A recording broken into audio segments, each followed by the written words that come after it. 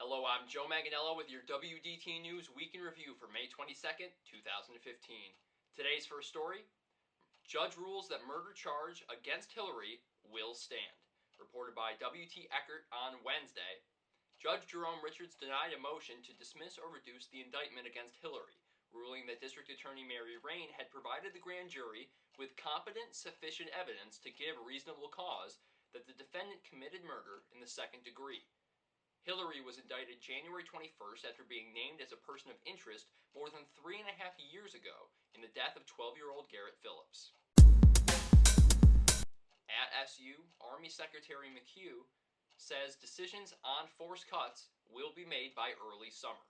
Reported by Gordon Block on Friday, the Secretary spoke to media during an appearance Thursday at Syracuse University, saying that the possibility of further draconian cuts is worrisome if sequestration were to continue, dropping the active duty service from a peak of 570,000 soldiers to a low of 420,000 or even fewer. The Army is considering dropping up to 16,000 personnel at Fort Drum, which in the worst case scenario would slash $1 billion in economic activity and lead to thousands of indirect job cuts. Amish agree to consider options for buggy markings. Reported by Susan Mendy on Friday, a group of Amish bishops agreed Thursday to work with St. Lawrence County officials to resolve a dispute about whether they should be forced to install orange triangular safety emblems on the backs of their buggies and wagons. The 4 Amish bishops said they are willing to consider alternatives to installing the orange slow-moving vehicle signs, which are against their religion. Army pulling PTSD program away from Alex Bay's River Hospital. Reported by Eli Anderson on Friday.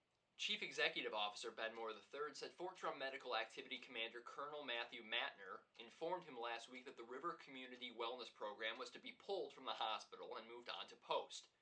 In 2 years, the program grew from serving 10 to 40 soldiers per day. It also added a program designed specifically for female soldiers struggling with sexual assault trauma. Moore said the program brought in about $2.3 million per year in revenue for the hospital in its first 2 years of operation. The program also allowed River Hospital to add 19 employees.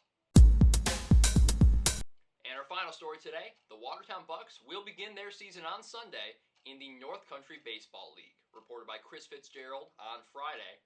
Bucks owner Bruce Akari spearheaded efforts to form a 4-team league, the North Country Baseball League, in the wake of the dubious East Coast Baseball League disbanding. The NCBL will be an independent professional league consisting of 4 teams: Watertown, the Newburgh Newts, the Old Archer Beach Surge in Maine, and the Road City Warriors, a travel team based in Watertown.